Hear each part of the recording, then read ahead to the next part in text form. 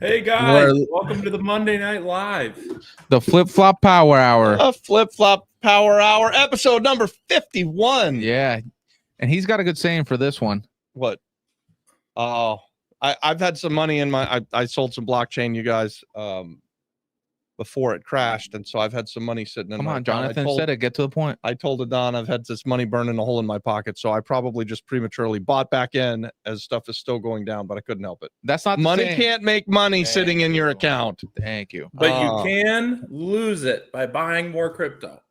Oh yeah, you can temporarily have downturns. I was only down 80 or 90% for almost 4 years. Yeah, not if you're Robert Krager. He just doesn't see it. He's like, no, it's just down. I refuse to see that I've lost money. You're not losing if you don't sell. Exactly. You have the same amount of coins. Doesn't matter what they're worth. More coins. Always increase the coins. That's what I just, buy on the way down. Try and catch the falling knife every single time. That's why I'm a real estate investor, guys, because I zig when I should zag almost every time I do anything other than real estate. But I am up a good amount still in the blockchain, unless it really, really crashes right now. I'm going to make good money. We'll see. All right. We'll see, guys. This works better if you ask your questions in the chat. And now I don't know, McKenna, do you have you guys know that I'm a blockchain expert? We can add that to the repertoire. We can talk about blockchain. I can tell you about my investment strategy, talking to people at church, let them give you a coin and then diamond hand in. Just go all in and diamond hand in. Don't take your advice from a guy on YouTube for crypto information, please. When it's a real estate channel, just don't listen to him. Yeah, don't listen to him. We say it like this in real estate back before the big crash in 2007 and 8. My dental hygienist showed up and bought a foreclosure and then made like $80,000 or $90,000. And I was like, hey guys, this party's over. That shit's not supposed to happen. It's all about to end. So when I'm making money in the blockchain, it's probably a bad time to get in. Yeah. Although I do think we got to run, man. So you guys, if you're not in the blockchain, ask me. I'll send you a code and we can both have $20 worth of Bitcoin if you get a new Coinbase account. That's a good one. So there you go. McKenna, you have any announcements? No announcements. Nothing. All right. Nothing crazy. I'll announce this. We have a 5-unit in Rio Piedras that needs a massive renovation. We want to sell it. It's not that massive a renovation. It's $100,000, $120,000 renovation. It's not a massive. It's just $100,000. That used to be a massive renovation. Now that's just a renovation. It is just a regular renovation now. But we do want to find partners for it. We want to bring this to Apex and the Flip Flop Flipper. So want to let you guys know about it. It's 5 units. 3 units are 1 bedroom, 1 bath. One of them is a 2-1 and one of them is a 3-1. Yeah. And it's in a very good part of everything. Yes, it's in a great part of Rio Piedras. These people that we might know or not know just fixed a 4-unit right next to it that's getting sold. Yeah. And they did a fantastic job. So I think we could do the same right next to it.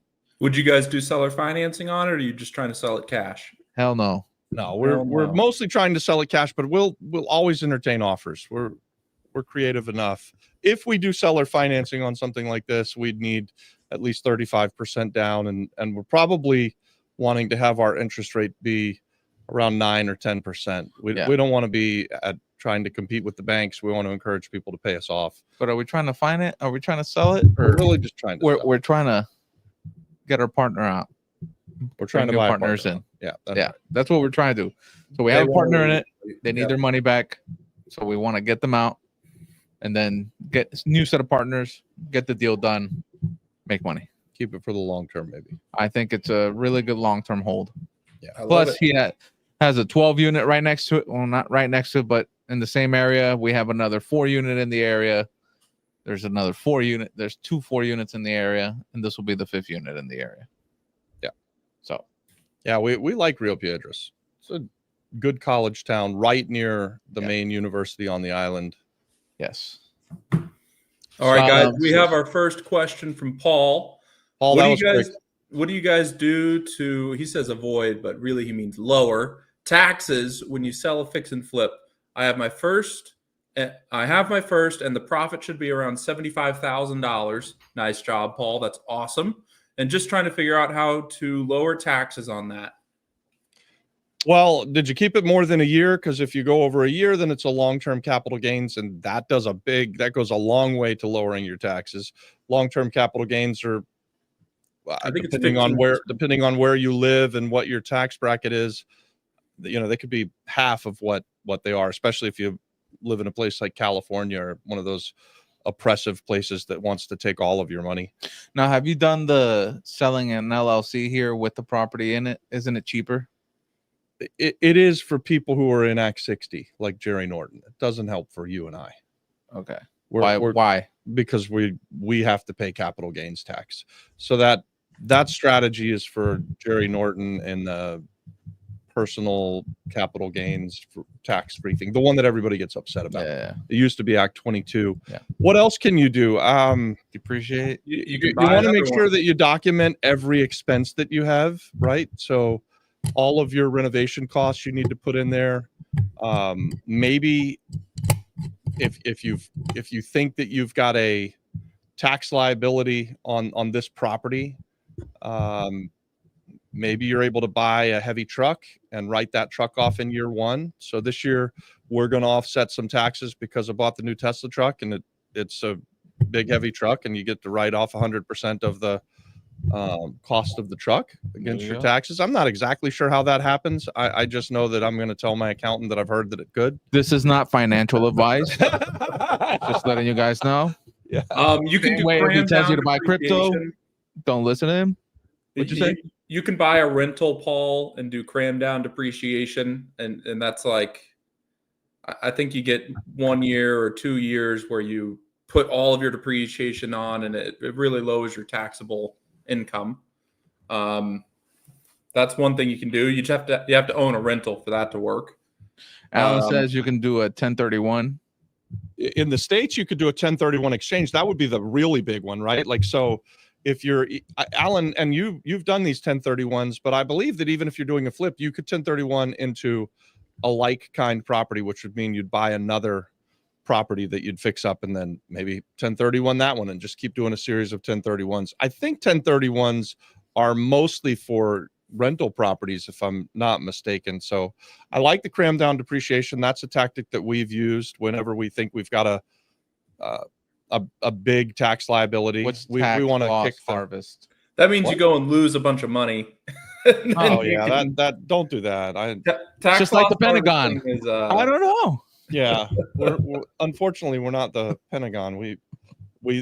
I've done the loss carry forward where you get to make a bunch of money because you lost a bunch of money, but you still have to have lost a bunch of money. So we had a few $1 million worth of losses when the market corrected back in 2008, and I did that loss carry forward, didn't have to pay any taxes for years and years because it took us a while to make our money back, but we still lost millions of dollars. So I don't advise with that one. I don't like that one. Yeah, I think that the cram down depreciation 1031 is good if you're in the States, but it's kind of involved. You need to identify a property. I think is that true? You get 6 months to do it. You get a very short period. Yeah, you have a pretty short window, but 6 months isn't a terribly short window. And what that also incurs is that you don't get to take the money, you don't use it, so you're reinvesting all the money, right? Yeah. If you're running this through an LLC, though, I think that you can, and maybe a tax attorney will tell you that I'm wrong, but I think you can just purchase another house, and that's a business expense for the year. Now, then that would put all of the proceeds and the profit into the next year. So if you run it, you basically continuously need to be buying houses if you're going to do that. I do think there's a way to do that, but I'm not sure about that.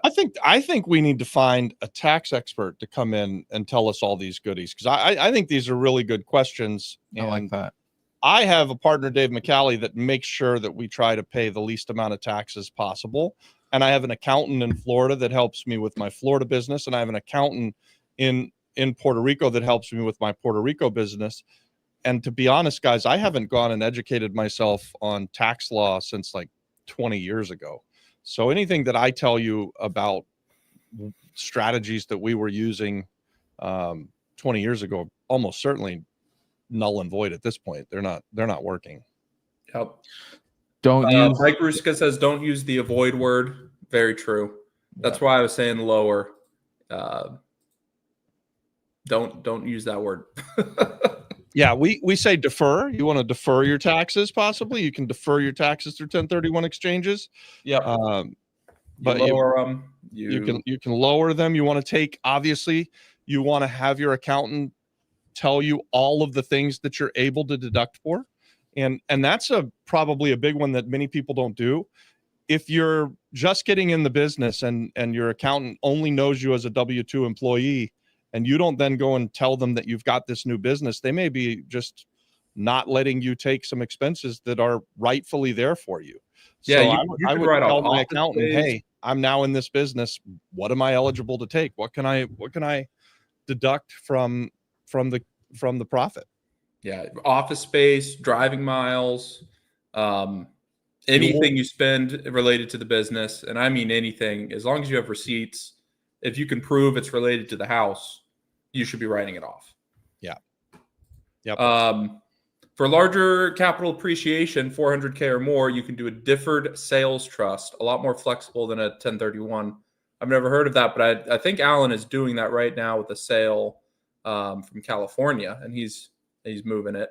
Alan is, and maybe Alan, you could hook us up with someone who could come in and teach a master class inside of Apex, because I have had you explain this to me now a couple of times, and I still have questions about it or how it exactly works. So I would think that would be pretty cool if we could get a tax expert to come in and teach a master class on how do we defer taxes as business owners and real estate investors and things like that. What strategies are out there? What's cutting edge? Yeah.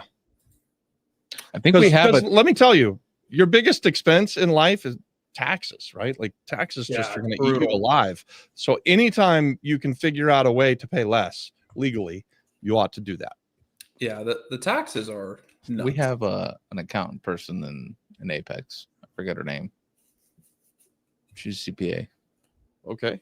Mm-hmm. We have a CPA in Apex, Don says, so maybe we can reach out to her. We'll have to Don will figure out who that is. Get Mark Cohurler on. How do you say it? Cohurler? I'm not sure. Cohere. Yeah, we'll try and reach out to Mark if you want to send an introduction. We'd love to talk to him about it. We'd definitely be interested. We are full on our master classes through January. We are taking the Christmas and New Year's weeks off, but we are booking way out in advance for these master classes, which is pretty cool. And they're getting better too, guys. I think these master classes, they're like power packed. The last one was really good. Yeah. About the SCR and commercial loans. I thought Brendan hit it out of the park. And what was his partner's name? Bar. Yeah. Couldn't remember Bar's name. Bar was great too. Did you call him Wall? Yeah. Wall, Bar. Sorry, Bar. Same thing. Yeah, guys, it was a really good class. If you want to go watch the recording, I'll send it to you. Just send me a message. But it was quite good. And, we went into DSCRs, we went into commercial loans, both in the States and in Puerto Rico. So you can do these loans anywhere in the U.S. at least. One other thing that I'll say about the taxes is when you're just starting out and you're doing your first flip, if you're not in a big tax bracket, you can just pay it as short-term capital gains. And I think short-term capital gains is based off of whatever your tax bracket is. So it's like almost treated as ordinary income. Yeah. But you do get the benefit of writing things off because you're now a business owner, you're now a real estate investor. And the government likes to reward real estate investing. Once you become what's called a real estate professional investor, which will happen fairly quickly. Like if you do 4 or 5 or 6 flips in a year, then all of your flips are going to be calculated at short-term capital gains or ordinary income, even if they go over a year. So then you'll want to start holding some properties so that you can depreciate them and things like that. So one thing that we've done is that we keep a rental portfolio so that we can constantly be depreciating. And the other strategy that we use, I believe McKenna kind of hit on it, is that kind of we treat things as a cost of goods sold. And so as long as we're buying the next thing, then we're rolling that and kicking that can down the road a little bit. Yep. And again, I'm not the guy who is doing all of that for either of my companies. It's either our accountant in Florida or accountant in Puerto Rico, and then Dave. So Dave, if you're watching, maybe you could chime in here too.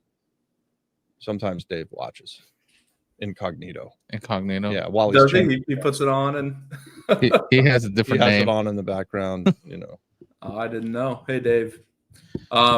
Guys, ask your questions in the chat. We don't have to just talk about taxes. Let's get off of taxes, guys. I mean, it can only get worse from here. Yeah, no, we're talking to the wrong guy. We need the expert.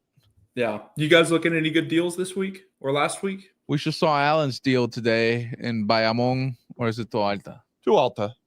Yeah. We think it's a great long-term rental play. I think Alan has an interesting deal, and he's being really creative with it. I don't want to talk about it. I don't know how much he wants me to talk about it here to this 17 people audience that, by the way, not 17 people have liked the video. So what are you waiting for? Yeah, please hit that like button, guys. It helps us a lot. But Alan, if you want me to go more into it, let me know. If not, then I'll just shut up about it now. And Alan, if you want to talk about it, we could bring Alan up and talk about it, because I've now been there twice, and Alan is trying to put this deal together with another person from Apex. Yep. And that's something that we do inside of Apex, guys, is that we want to facilitate real estate deals getting done. So I'm kind of along for the ride as I don't know what you'd call that, as like a non-paid hired expert. That's exactly what you call that. Free consulting. You are paid. I am. In a way. I did find a penny or two. I found 3 pennies. You found 3 pennies on the floor today. But I see opportunity everywhere. So I'm just lucky like that. Money just falls in front of you. It does. It really does. Alan says, I'm on YouTube. Is there a link to call in? Yeah, we'll could you send it to him, or you want me to send it to him? Yeah, I think I can send it to him. Let me see if I can find it. Gotta hit the invite thing. Adon, I'm going to send it to you on School. Adon or Alan? Send it to Alan or Adon? Oh, Alan, sorry. I have a Spanish accent. He has a French one. Okay. All right, I just have an exciting deal. I do. Well, it'll be exciting in January. The San Jorge. If it's still around and I get it, it will be. Yeah. Okay. What's the deal? There's a commercial building that I think we could turn into a multifamily and push it through Act 182. So it's currently all offices, and I think we could reconfigure it a little bit and turn it in from bad office space into good living space. Yeah, and it's in a great area. Everything's a walking area, yeah. Really. It's right behind Ciudadela, so it's really, really good. Oh man, and Ciudadela, they're tearing. They're kind of the apartment you used to live in. They're tearing down like 4 buildings right there. The whole skyline is going to change over the next year or so. That area is buy your building. No, I doubt they'll try and buy my building, but I think that the building's going to go up in value. Yeah.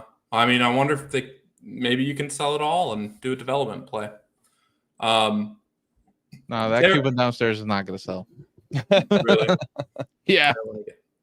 Terry's asking, what type of properties should one approach for door knocking or cold calling homeowners in Puerto Rico?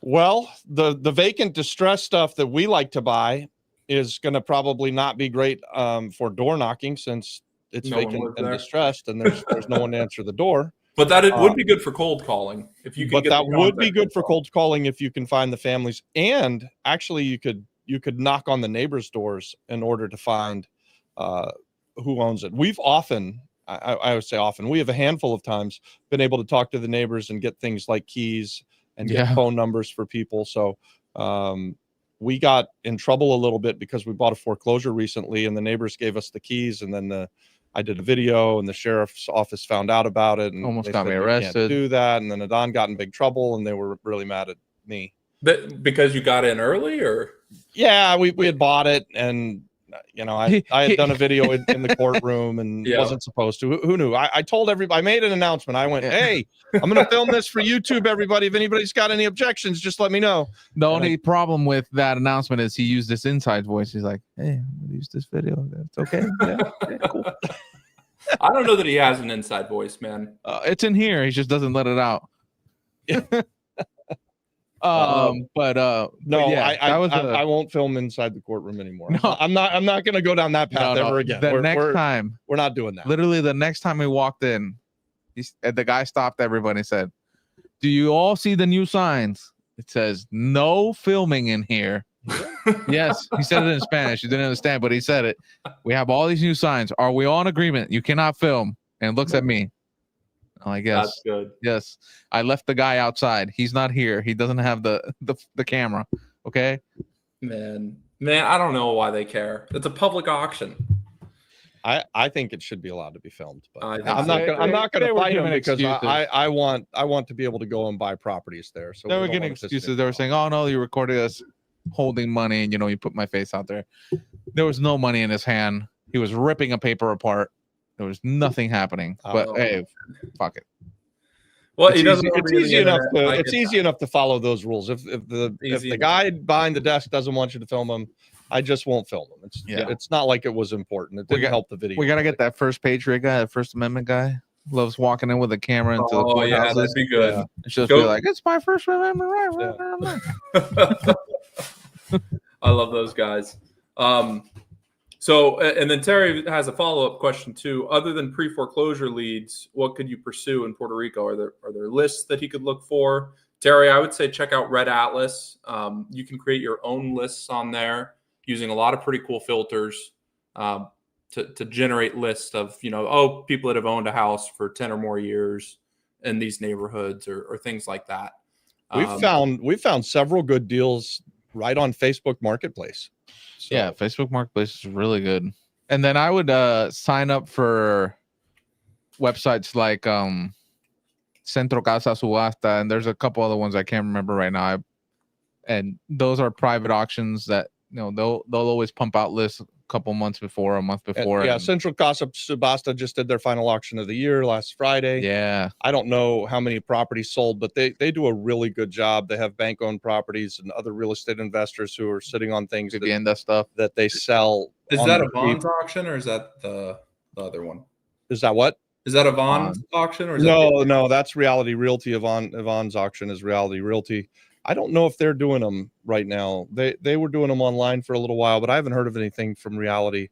Centro Casa Subasta is doing a combination live and online, and they'll run 50 or 60 homes through the auction in a day. Every time we go to the auction, we've bought something. A few times I've put properties in there and sold things. So I didn't go on Friday because I'm going on vacation in a week, and I'm really, really trying hard not to buy anything before I go. He's working really hard. It's a struggle, you guys. It's really, really hard. Just like the money burning a hole in my pocket with the blockchain and jumping in there, I have the same thing with real estate. When I see a great deal, I just can't say no. Yeah, I've seen it. Can you guys talk about for sale by owner? Like when you see a Savende sign on a house, do you call the seller direct or do you engage an agent? What's the best approach? Anytime that you can talk to the seller direct, I think you should talk to the seller direct. Yeah. You are going to have a far better success rate if you can eliminate agents altogether. If you are going to bring in an agent like we did when we first got to the island because we had a language problem, you want to kind of cherry pick or hand pick the agents that you're going to work with, and you really want them to be on your side. So what we did is we offered a partnership to the agents that were bringing us deals, and we basically made them real estate investors, and we let them come into our deal and put up, their share of the commission and maybe a few $1,000, and then would give them the back end sale too. So they would come in and be a real estate investor. That was one way that we found that we could get good deals and be safe about it. Back in the day, 7 years ago, before we knew how to speak the language, comp the properties, and we were just the lights were still out on the island, so everything was distressed. Everybody was distressed. All the properties were distressed. I think that's a really good way to run a business. Even now, I mean, having agents put their commission on the line. These are people that should be looking at these properties every day. So you'd think that they know. I like that method. I will tell you too, we were speaking to an agent recently who either wouldn't or couldn't tell us what the property would sell for or what's it worth fixed up. And whenever I hear that, when a real estate agent won't tell me, what does the house need in repairs? How much will it sell for after I fix it up? When they say, oh, it's just a great deal, it's really not a great deal. I'm almost never going to buy those. I mean, it has to be so blatantly apparent that it's a good deal, because I just get so irritated with realtors who won't take the time to know their property when they've got a property that needs the value add, and they don't go far enough to be able to tell you what it's going to sell for on the back end. That frustrates me. So I the opposite of partnering with the people, I put a little note next to them and say, this is a bad realtor. And try not to deal with them. Well, they're just trying. And it happens way too often in Orlando and in the one we met today. You know, I did an offer with her on a 4-unit, and I offered seller financing, 0 interest, all this stuff. She calls me that night to be like, this is what you're offering, right? Seller financing with 6% interest. And I'm like, no, I never said anything about interest. What are you talking about? Oh, no, you got to add it in. I'm like, I'm not adding it. You want me to pay full price and interest? No, I'm out. Yep. And that blows up a deal, because the seller might have taken that. She's leaving, of course. Yeah. That's very frustrating, right? I mean, that's very frustrating. So I say all that to say, anytime you can talk directly to the seller, you're far better off. You're much better able to represent yourself and make a connection with that seller than you are going to be able to have a realtor in between you. I think realtors aren't as bad as lawyers. They don't fuck up deals as often or as badly, but realtors aren't necessarily your friend. If you can talk directly to the seller, I think you're way better. Or try to get them both in the room and explain it to both of them at the same time. So that way it's like they both heard it, you know, they can talk about it after you leave. But yeah, that's right. That I did that for for Santa Rita. Yeah. So. Yep. Is there a list for distressed properties other than finding those ugly ones on the street? The foreclosure list that we talked about. There's something called go for it. I can't. Estorbos públicos. Those are what do you call it in English when they're like blight properties? They're in every town on the island. There's a group of abandoned properties that the mayor's office will generally have. In our experience, they're very, very difficult to buy, but there is that list. And if you can buy them, they can be great deals. I mean, we've heard of people getting unicorns every now and then. Fair warning though, if someone says, give me all the money now and I'll get you the house. Yeah, do not do that. We've heard a lot of horror stories of some companies out there that say, I can get you this property, give me the $100,000, and then 6 months goes by, a year, 2 years, and nothing happens. Are there any other? Didn't you have one? I never gave the money. No. I put down a small deposit for 6 months, and then I asked for it back, and I got it back. So, are there any other lists that you guys can think of? There are, right? So there's a HUD list. So there's a HUD foreclosure list on the island that you can Google HUD properties in Puerto Rico. There is Fannie Mae and Freddie Mac has a list of properties that are for sale on the island. Well, the show stuff, REO stuff. Yeah, the banks will have lists of properties. So there's that the show is a good one. Yeah, we've bought dozens of properties from the show, and they're all bank owned properties, and on occasion they will sell things at a really good deal. I can think of one in Fajardo that they were asking $100,000 for a fourplex. It was a big, nice fourplex, and I think I offered them $17,000 or $18,000. And they came back and said I could buy it for like $20,000. And so we did. We bought it for $20,000. We fixed it up. We kept it as a rental property for a long time. And we sold it a year or two ago for like $250,000. So there are really good deals sometimes from those bank lists. It's really good. Are there any other lists? I love these questions because it makes me think what lists are out there that that I'm not remembering, and people that I'm not remembering to call. Blueprint Realty. Oh yeah, they my put friends up at Blueprint has a list of bank-owned properties as well, and you could call them, tell them that Robbie said to call. I did, man, several dozen homes with those guys. They were great. They are great. I just kind of haven't been buying that kind of property recently. But that's where you can find a $50,000 house that needs work and sell it for $150,000. Yeah, They'll have a whole list of them all over the island too. And the Publico's list, is it online or do you have to go personally to the mayor's office? I think you got to go through each municipality. You could try to Google search it. There were realtors who had lists as well.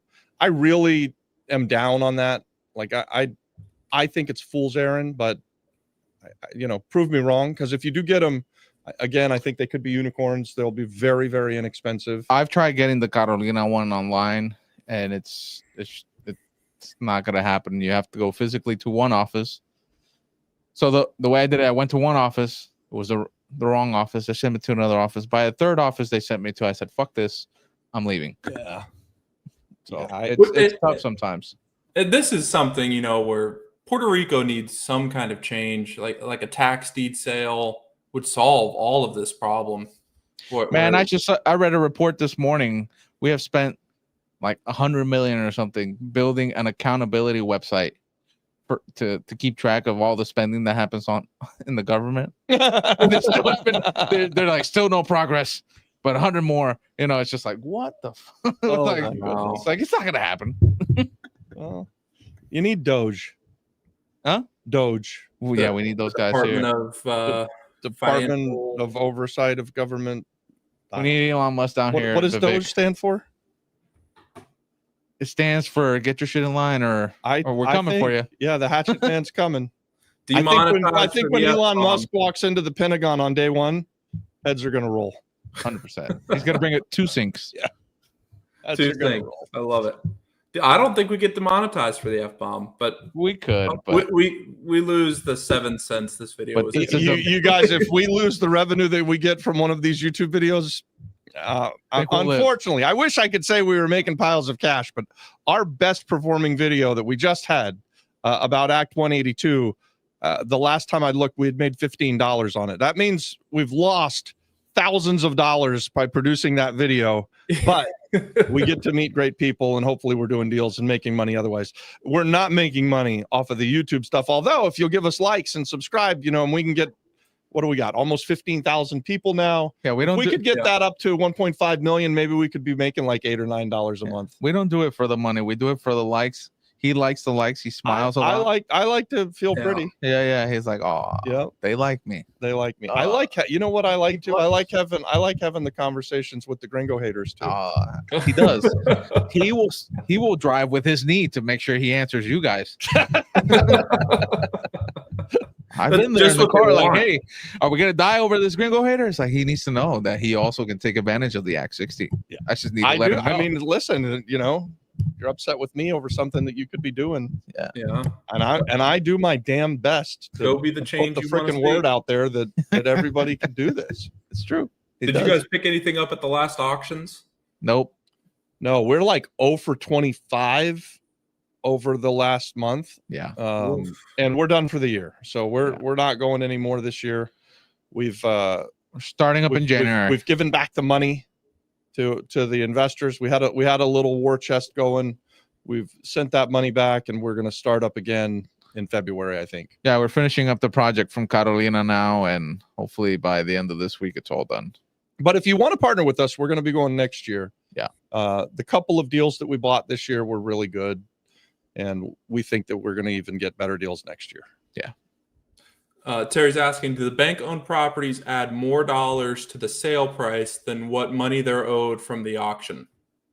It depends. It really depends. A lot of times, I would say the vast majority of bank-owned properties I've bought, I've paid significantly less than what the banks were owed. And so when I first came to the island, I made a habit of asking. I would be buying something for $35,000 or $40,000, and I would say, "Hey, tell me how much did they foreclose on it for?" And they would tell me, and it would always be a bigger number, 3, 4, 5 times the amount that I was paying for it. Now, I think that that's kind of shrunk. I don't think that you're going to get that big of a spread anymore most of the time, but I do think that banks they're not in the business to own properties. So if they get them on their books, they need to get them off. And so that there are definitely good deals through the bank owned stuff. Yes. Jerry's asking about Act 60. What about Act 60? Question mark. Well, Act 60 is Act- great. We don't use it a ton for fix and flips, but what we do use are the Act 182, which is new. And then Act 60, is that the tourism initiative? Is that Act 60 is tourism. It can be export services. It can be young entrepreneurs. It can be that personal capital gains. There's a misconception that I get to use Act 60 when I'm buying and selling real estate on the island of Puerto Rico. It's not. I hear it all the time. It's one of the most favorite things that the gringo haters will say is that I get to come to the island and buy properties and I don't have to pay taxes. And I'm like, man, am I doing it wrong? Because so far, So I want to do it that way. I have to pay all the taxes. The only time that I'm not paying all the taxes is when we're doing the tourism stuff, and anybody can do that. Yeah. And now Act 182, you also in the future will get to do multifamily deals. Yes, and that's for very specific investments inside of very specific areas with a very tightly focused scope of work, right? It's 7 units or more. It's in an urban area. It's inside of the Vivienda map. You have to pre-qualify the property. You have to spend a certain amount of dollars. It doesn't work if the property is already in use and it's already long-term housing. So it's certain things that you have to look for, and you've got to jump through all of the hoops. And believe me, they won't make it easy for us. They're gonna want us to be very specific, and they'll be looking for a reason and a way to not give those tax credits. But I do think that it's a really great way to help the island to solve, at least to start to solve the housing shortage. And then Terry's asking, what do I tell an investor who wants to invest in Puerto Rico? Can I refer them to one of you guys? Yes. Absolutely. And what you should tell an investor who wants to invest in Puerto Rico is the very best place in the world to be buying real estate. It has been for the last 5 years. It sure as heck looks like it's going to be for the next several years to me. Things are going really well here. I mean, was I talking about it earlier on this call, McKenna, that in near the Ciudadela, they're just knocking down buildings and they're going to change the skyline down there. And I'm thinking that's probably an Act 182. I think that is the reason for Act 182. I thought the same thing. Because they made this Act 182 window so short. Yes. But now you're seeing things come down. Now they're demolishing like crazy. Somebody knew, right? And so these big time developers, they're going to spend hundreds and hundreds of millions of dollars. Yes. They probably were in the know. Yep. Yeah. I agree. And if you want to connect them with us, send them this school link. It's free, and they can direct message us, and that's the best way to contact us. Me, Robert, Adon, whoever you want, just send them that link, and they can DM us on there, and we'll talk to them.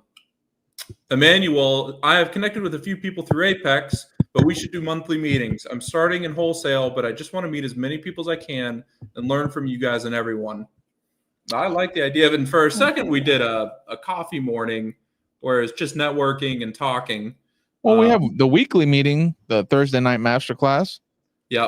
I think Thursday night masterclass online. I think Emmanuel's talking about in person, and so we're going to probably do those quarterly. We did the coffee and bus tour just a couple of weeks ago, right before Thanksgiving, and we'll do something like that again. Most likely, we could do pop-ups. Actually, you know what we're doing in the first quarter of next year?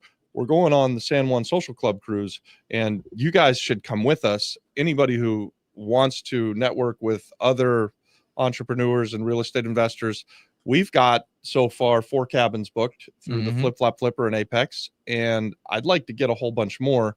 The group's going to be about 500 people on the Virgin Cruise Line, but I'd like to have our group inside of the group, and I'll be speaking on the cruise, and then it's a good time to come and get to know us and see. We expand our business through partnerships. We do business with people we know, like, and trust, just like everybody does. So if you want to get to know us, come on a cruise with us. There you go. Yeah.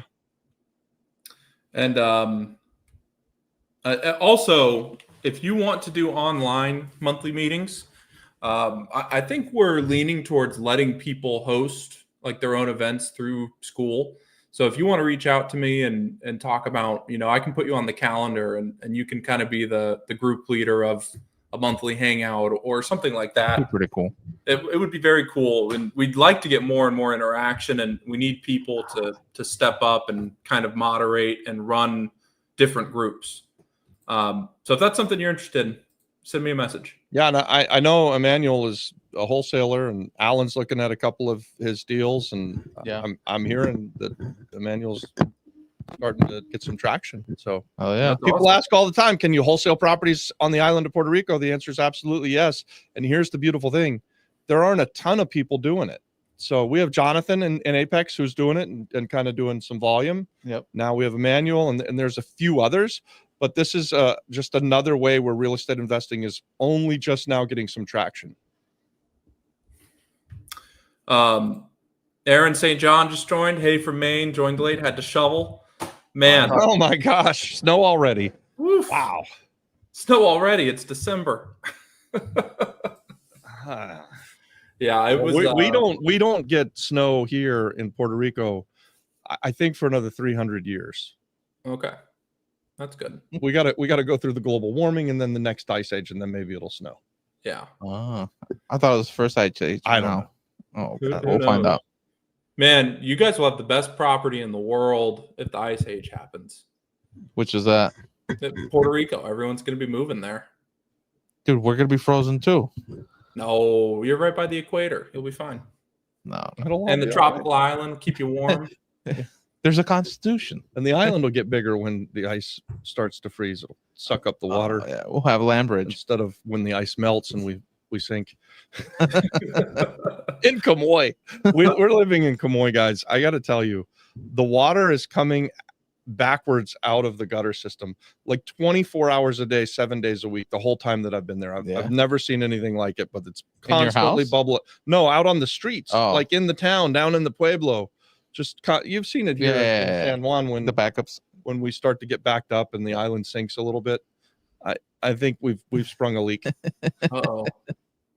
Well, you can't afford to sink very much. You're right there on the ocean. I know. You've got a bit of a hill, but I don't love that. No. Emmanuel says, I know a few things from Jonathan. He's super helpful. And guys, if you're interested in talking to Emmanuel or Jonathan, they're in our Apex community. You can reach out to them. If you join, you can send them a DM. I know they'd like to talk to you. So check them out. Send them a DM. And this week, our masterclass is pretty exciting. So we're going to have Mike Rusica, who that's next week. Nice. Oh, that's next week. What's this week? Let me tell you about Mike, though, because next week Mike's going to teach on self-directed IRAs. And self-directed IRAs are a gift that we've been given, and they're well established. We were talking earlier about taxes. One of the best ways that you can avoid or lower. I think defer is the right word. Well, you're not deferring with the IRA. There's no taxes. There's no taxes while it's inside the IRA. You pay taxes once you start to take the money out, I think. No, if it's a Roth IRA, it's tax free. Yeah. Okay. You're thinking of a traditional. You pay taxes going in. So anyway, Mike's going to talk about that, and that's a really good way to defer taxes, or maybe even completely avoid taxes, or put the money in after tax dollars and then let it grow tax free and take it out tax free. Wow, that'd be sick. That's what it is. Yeah. That's the Roth IRA. And that's what you can learn about next week is how but it's a self-directed Roth IRA too, which means that you can buy flips, you could buy rental properties, you could invest in hard money deals. Once again, guys, this is not financial advice. The expert will be there in Apex. Yes. Next Yes. week. Yeah. So who do we have this week? This week we have Brent coming on, and we're going to be talking about some modular homes that Brent. he's selling. Oh yeah. Brent We're and gonna his talk about father. modular homes, or I guess you'd call them factory built homes, right? Yeah. Nice. And they're going to be selling the product both in the mainland. They're already doing it, and they're going to start doing it in Puerto Rico. They've used it to build Amazon warehouses. From what I understand, I think that you can build a house in like a day or two using this stuff. They ship it to you, and you put it together like puzzle pieces. And if you have the crew, they just You do it, or you? I mean, like Adon will do it. Yeah, He's been out there with a wrench and a hammer. Yeah, Yep. cool. Yep. Nice. Most of those houses are going to be laying those lots for years. Yeah. Oh, I could do it myself. I'm damn sure not buying a do-it-yourself freaking house and erector set. No thanks. Yeah. I would think that some people could do it. I can get it done. It's just not going to be me. This is a Exactly. do-it-yourself. This is a pay someone else to do it for It's yourself. like I could do it with this. That guy, and that guy. Yeah, exactly. I need a team. You two, you three. But those that guys, house. They I can need do a it in a team day. of people who know how to actually use tools And like, stuff. and with his favorite catchphrase, "Ándale." Guys, I just built 2 giant picture frames. They're like 5 by 5, so pretty big. And man, it was a freaking disaster. I have no tools. I had to go to my friend's shop to do it, and I'm like trying to cut these 45-degree angles on his table saw, which is not the right saw. I'm just And that's why we hire people. Trying Wow, to wood you fill all the built gaps. that. You actually did that. Oh yeah, and they look good. I Congratulations. just stained them That's today. Yeah. You get that from your mom's side, probably your grandfather. He was handy. Yeah, You damn sure don't get it from my dad or myself. I'll tell you, they're gonna look cool. I'll put a picture out there when I'm done. I'm building a moss wall. If you guys have ever heard of this, I think if you're running Airbnbs or anything like that, that this is really cool art that you could put in there. I'm gonna pull up an image here. Like real live moss. It's real moss that they've killed and preserve. What? Here, let me share this. Like that cat that we had. Like the cat you Like, ran over yeah, today. Exactly. It was dead, but now it's preserved in my Now tire. it's more dead. This I is have what it its looks head like. I stuck in my don't know if tire you guys now. can see this, but I'm building 2 of these. They're going on my wall. That's pretty cool. You know that you can do all sorts of stuff with it. They're very cool. You got to water those things. No, they're dead. And the color they Dead. dye it, so they kill them, and then they So they put it in the microwave them. dye. So that way you don't get the bugs and stuff. Exactly. Doesn't ruin the foundation. Yep. You put it right on the picture frame. So I'm building 2 of those. It's very Nice. fun. Anyways, going back to our questions, because we're running out of time here, guys. So if you have more questions, put them in the chat. We've got time for just a couple more. So I have a few properties in the center of the island. In your experience, how do they move? Do you have good traction? So I've only done a very limited amount of things in the center of the island. We've done a few deals in Caguas. McKenna and I had a flip that we bought at a Central Casa Subasta. Speaking of them earlier, we bought that house in the mountains of Caguas for $14,000 or $16,000. Sight unseen. We did a renovation and sold it for $95,000. So that moved pretty well. It actually was a really, really good performing flip. We were surprised because it was kind of up the windy hill. I didn't like going to it, but it sold right away. And I think anytime you're selling something renovated for under $100,000, it's going to sell. That was before COVID. So probably that house even today is probably worth a lot more than what we sold it for. Well, and it was right at the top of the mountain with really nice views. It was a duplex, so you could rent out one unit, live in the other. Yeah. It was a good investment. I think someone probably made a decent amount of money just living in it. Yep. I would say that house has probably got to be worth close to $200,000 at this point. Here's the thing. In my experience, people live in all of the areas. So if you know what things are going to sell for in the area that you're talking about, and you're able to buy it underneath of that and then fix it up and then still sell it at what the things sell for in that area and make a profit, they're going to move well. Right. Yeah. And anytime, again, I think when you're out there in the mountains in the middle of the island, the homes are going to be cheaper. So you might get a bigger house for less money. And there are people that want to live there. And as long as you can get them financing through like FHA or Fannie Mae or Freddie Mac, and so the house is in good enough shape that it would pass those inspections, I think you've got a really decent shot at having them move quickly. So everything's predicated on getting a good deal, right? If you buy it wrong, you'll lose money. But if you buy it right, you'll make money pretty much anywhere. And that can be true in Orlando, Florida. We buy in a place called Pine Hills, which is historically known as like the, C minus D F area, parts of it. And depending on how well we've bought things, we've made tons of money buying homes in areas that I quite honestly wouldn't want to live there, but people do live there.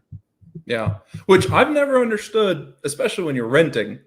You can pay the same amount of rent in Pine Hills as you do in like a nice condo anywhere in Orlando. It's always been bizarre to me. I guess you get a yard and yeah, it's maybe a bit bigger, but you can be in a nice neighborhood in a 2-bedroom, 2-bath condo and pay the same amount. I've never understood why people do that. Was the sewer issue revealed in your seller disclosure agreement?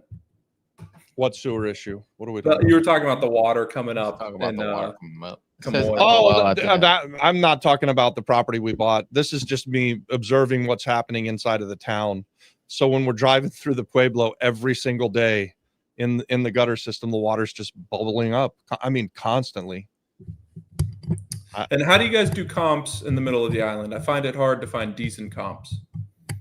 Yeah, if I'm in the middle of the island, I'm going to find a realtor who's selling houses in the middle of the island, and I'm going to ask that realtor to find a CMA or do a CMA for me, a comparative market analysis. And I would even pay them to do that, to have that done. Obviously, you can't go on Zillow and expect to get anything there.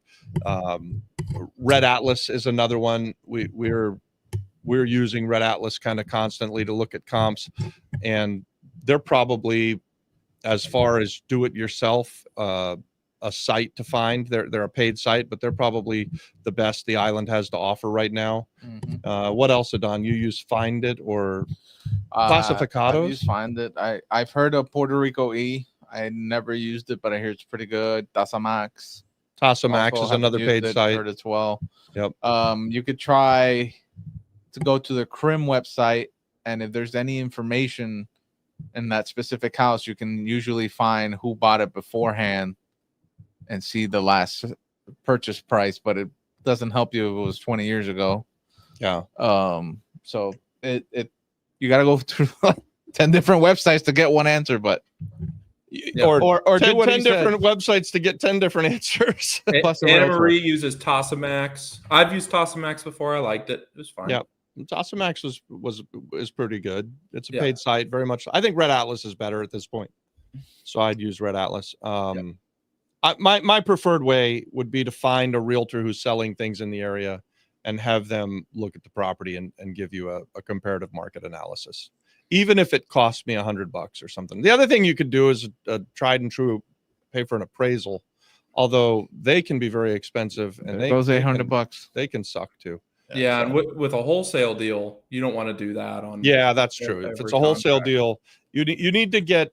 That's what we talked about earlier with these realtors. You want the realtor to be able to tell you what are things selling for in the neighborhood, so you're buying something that's distressed, but what's it going to sell for once it's fixed up?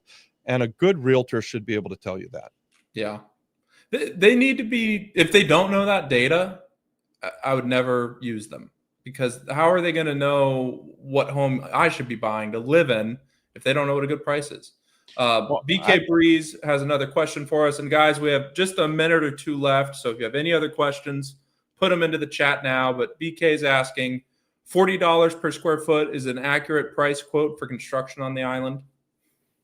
That's a baseline. Yeah, I think that's a fair, moderate price renovation. Can you do it cheaper? Yeah, you could do it cheaper. If you're doing stuff yourself, you could definitely do it cheaper. But we used to think when we first came to the island that was a lot of money. Now that's kind of the baseline. Like things have gotten a lot more expensive, but you can still renovate on the island for $40 a square foot for that, working man's house. The handyman special. Well, it doesn't matter what kind of handyman special is, but you're not going to renovate with all new power, all new electric. You're not going to put in air conditions for that price, but you can put in the Miami windows. You can clean up the floors that are there. You could put in a modest new kitchen, maybe rebuild a bathroom or two for $40 a square foot. Yeah. All right. And then our last question of the night, we do have to run. Are there seller's disclosure agreements in Puerto Rico? Sure.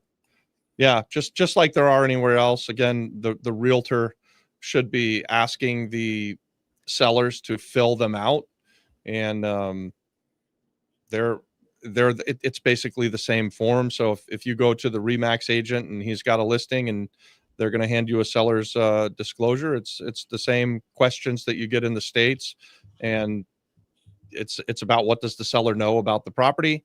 And then you can also get a property inspection. So if you're buying a house to live in it, like the house that we just bought in Kamoy, we paid to have a home inspection, and the home inspector came out and inspected, said there were no problems. We were living there 2 weeks and the plumbing backed up. So, there was it worth it? I don't know.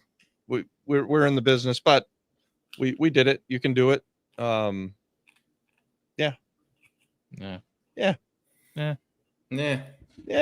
All right, guys. I moved in sight unseen, and Yeah, and your place has got all kinds of problems. Yeah. If I had done the disclosure, I'm the seller, so I would have had to disclose. I don't know shit. I've never lived there. Yeah, he went in there. There's 2 holes in the ceiling. Have fun. There they are. Look, that's all I know. That's all I know. As far as my eye can see.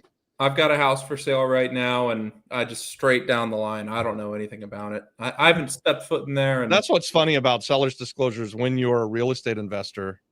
I mean, my disclosure is, hey guys, I'm a real estate investor. I've never lived in this home. Basically, I don't know shit. And that's how I answer the seller's disclosure. Do you know this? No. Do you know this? No. And unless it's been unless I bought the new refrigerator, I just don't know anything. I don't know the age of anything. I don't know when the roof was put. I don't know any of that stuff. And I'm not gonna work real hard to try to find out. It's better not to for the investor. I mean, if you say you know something and then you're wrong, that's a whole headache that you do not need. And there's nothing wrong. I'd rather just buy someone a home warranty and call it a day, and sell them the house as is. But here's a $300 home warranty. Can you still get a $300 home warranty? They're probably $900 now. Probably. Either way, though, if that's what's holding people up, it's a great deal. Terry's asking, what part of Florida do you guys invest in? I'm in Central Florida, Terry. I've got a house furthest away from me is in Spring Hill, just north of Tampa. And then I'm in the Orlando area, all over there. Basically, if you know Florida, the I-4 corridor, so Tampa, St. Pete, all the way across the state and up into Jacksonville, although I am under contract on my last 2 properties again. Nice in job. Jacksonville. So hopefully those will close out, and then I will be the I-4 corridor until about New Smyrna. Very cool. Maybe I won't ever go past. And our last question of the night: at what % of ARV do you guys buy in Florida? We like to do the 70% rule, where we want to be all in purchase and reno at 70% or under. And if you want more info on that too, I just put a link for our school group. This is our paid group, but we have a course in there where we go over all of our methodologies, exactly how we do everything we do, along with weekly networking. We've got master classes every week. People are doing deals in there together. I think there have been 18 deals done in Apex in the past 4 months. So I think it's more than that, McKenna, but really, yeah, it's pretty exciting stuff. It's a brand new fast. And, it's getting going. 70% including our fee. Yes. And 70% including everything. And so if you're a wholesaler and you're able to sell us something that we can be all in at 70% on, we don't care what you make. So if you buy it at 20 cents on the dollar and you're making a whole bunch of money, that's fine. But I want you to leave enough money or enough room on the enough meat on the bone for us to make some money. So we're looking at that. If we can be all in at 70 cents on the dollar, we're probably going to make money in most markets. If the market gets kind of trending downward, then we're going to want to buy it lower than that. And if the market is trending quickly upward, maybe we'll push 70 to 75 cents on the dollar. But that 70% is a good rule of thumb. Yep. All right, guys. Have a good night. It's been a good Monday Night Live. We do this every week. Add it to your calendar. Check us out on School. Hope to talk to you soon. Have a good one. All right, guys. Good night. Night. God bless.